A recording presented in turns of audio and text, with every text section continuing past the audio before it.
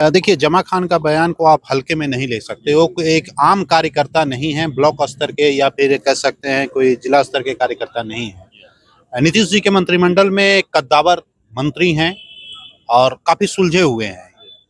यूँ ही बयान भी वो नहीं देते। आप देखे होंगे कि बेवजह बयानबाजी भी नहीं करते हैं।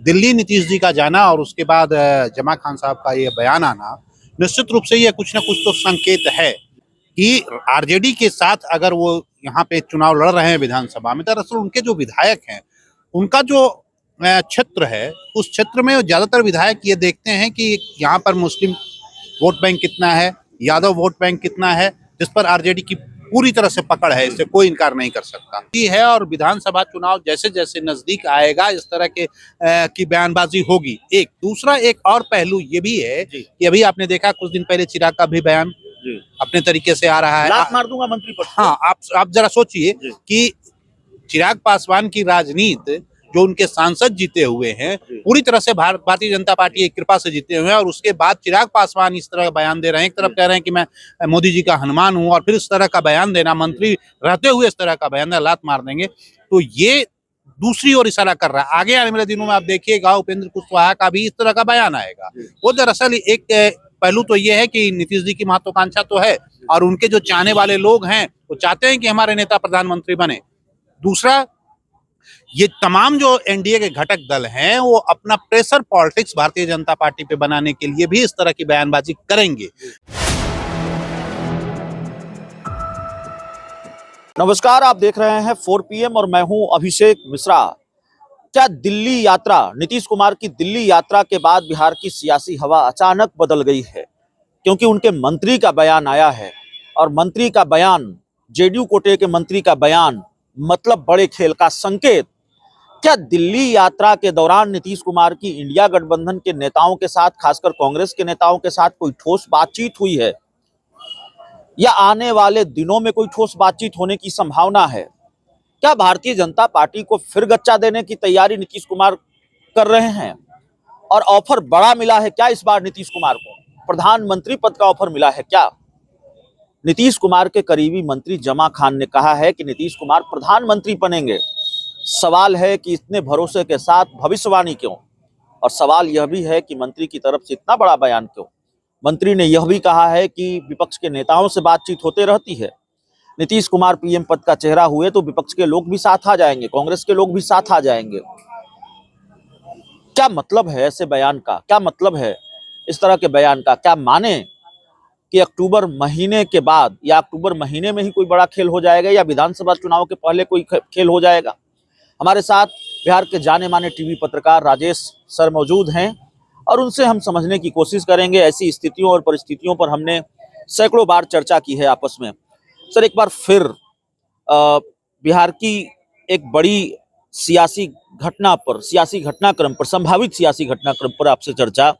मंत्री का जो बयान है, जाहिर है बहुत हल्के में तो नहीं लिया जा सकता।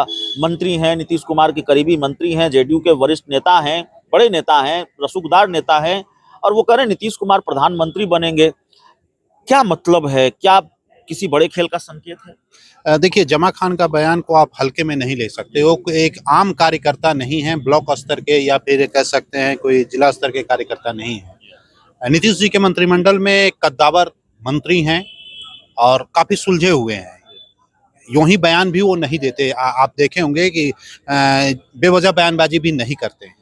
दिल्ली नीतीश जी का जाना और उसके बाद जमा खान साहब का ये बयान आना, निश्चित रूप से ये कुछ न कुछ तो संकेत है और आम बिहार की सियासत और दिल्ली की सियासत में भी ये चर्चा है कि नीतीश कुमार विधानसभा चुनाव नजदीक आता देख पलटी मारेंगे। ये बातें हैं और इससे पहले जो इनका ट्रैक रिकॉर्ड रहा है वो देखते हैं कि लोकसभा में हमारे सांसद निकल जाएं और फिर विधानसभा में हमारे विधायक ज़्यादा से ज़्यादा जीत कर आ जाए। और मुझे लगता है कि ये नीतीश जी की राजनीति के लिए मुफीद है कि आरजेडी के साथ अगर वो यहाँ पे चुनाव लड़ रहे हैं विधानसभा में, दरअसल उनके जो विधायक हैं, उनका जो क्षेत्र है, उस क्षेत्र में ज़्यादातर विधायक ये देखते हैं कि यहाँ पर मुस्लिम वोट बैंक कितना है, यादव वोट बैंक कितना है, जिस पर आरजेडी की पूरी तरह से पकड़ है, इससे कोई इनकार नहीं कर सकता। तो वैसे स्थिति में अगर जमा खान साहब का ये बयान आ रहा है या अन्य जो उनके नेता इस तरह की बात सोच रहे हैं और इससे पहले भी आपने देखा कि नीतीश जी को लेकर कई बार बयानबाजी हुई कि पीएम बनना चाहते हैं, और जब इस चुनाव से, लोकसभा चुनाव से पहले उन्होंने एक कोशिश भी की थी। हालांकि वो कहते रहे कि मैं पीएम पद का उम्मीदवार नहीं हूं, लेकिन वो कोशिश वही थी। संयोग बस वो कोशिश सफल नहीं हो पाया।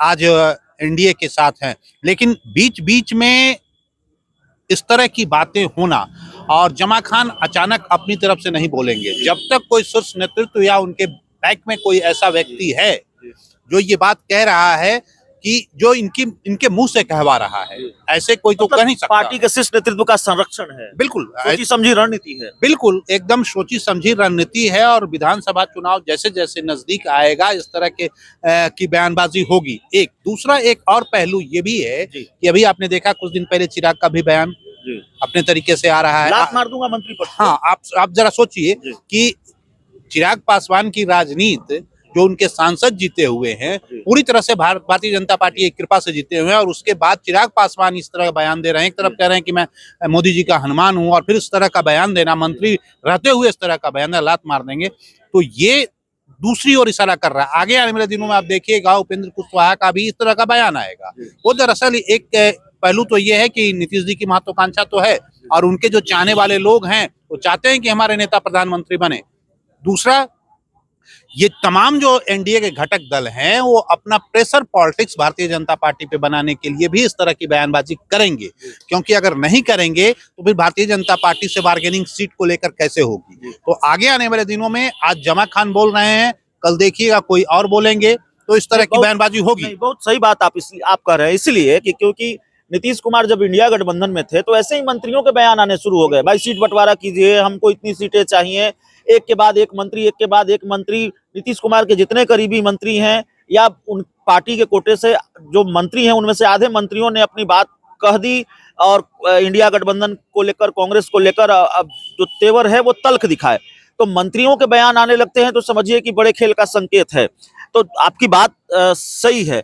अब सवाल है कि कोई प्रशांत किशोर फैक्टर भी हैं। प्रशांत किशोर माना जा रहा है कि भाई नीतीश कुमार के वोट बैंक में वो ज्यादा सेंधमारी करेंगे, और आपने एक तरफ जो इशारा किया कि जो पार्टी के विधायक हैं, जेडीयू के विधायक हों या संभावित उम्मीदवार हों, वो आरजेडी के साथ ज्यादा कंफर्टेबल महसूस करते हैं। उनको लगता है विधानसभा चुनाव में, उनको लगता है कि आरजेडी का जो वोट बैंक है वो मदद दिलाएगा जीत दिलाने में, और शायद उनको यह भी लगता हो कि प्रशांत किशोर आरजेडी के आधार वोट बैंक में सेंधमारी नहीं कर सकते, इसलिए वहां हम ज्यादा सुरक्षित हैं उस गठबंधन के साथ। देखिए, प्रशांत किशोर आगे आने वाले दिनों में निश्चित रूप से, इससे पहले भी हम लोग एक बार बैठे थे तो चर्चा हुई थी, प्रशांत किशोर एक बड़ी भूमिका, तीसरा कौन तो है, आप चाहे उसे जितना भी नकार लें, लेकिन उसके बावजूद भी वो बंदा अकेले पूरे बिहार में घूम रहा है, पैदल यात्रा कर रहा है, और अपने बल पर, सिर्फ अपने चेहरे पर उसने एक पार्टी बना ली है, और पार्टी बनाकर वो जो बात करता है प्रशांत किशोर, जो जिस अंदाज में बात करते हैं, क्षमा करेंगे, करते हैं, वो वाकई में काबिले तारीफ है, और जनता उनको सुन भी रही है। अब सवाल ये है कि जो राजनीति नीतीश कुमार करते रहे हैं जाति की, जो राजनीति लालू प्रसाद जी करते रहे हैं जाति की, धर्म की, वही पैटर्न प्रशांत किशोर जी ने भी चुना है। आपने देखा एक दलित जो हैं उनको उन्होंने बनाया है प्रदेश अध्यक्ष। आगे आने वाले दिनों में उन्होंने स्पष्ट कहा है कि मैं 70 अल्पसंख्यक जो उम्मीदवार होंगे अल्पसंख्यक को टिकट दूंगा, 40 महिला को दूंगा। आगे आने वाले दिनों में और भी स्थितियां बनेंगी। तो ये जो तमाम जो लीडर हैं उनको भी एहसास है। इसी बीच आप जब दिल्ली गए थे तो आपको ये भी, हम सब लोगों ने सुना, और खबर ये भी है कि नीतीश कुमार या फिर इनके जो लोग हैं वो बीजेपी को ये भी समझाने की कोशिश कर रहे हैं कि प्रशांत किशोर या फिर आरजेडी को मौका न दिया जाए, पहले चुनाव करा लिया जाए। ये भी बातें हैं। तो एक माहौल तो है, लय का माहौल है। मुझे लगता है कि जो झारखंड का चुनाव होना है, उस स्थिति में झारखंड के चुनाव के साथ इन लोगों का कहना है कि बिहार का भी चुनाव हो जाए। माने मंत्री जमा खान के बयान के साथ अब बीजेपी के लिए खतरे की घंटी बज चुकी है।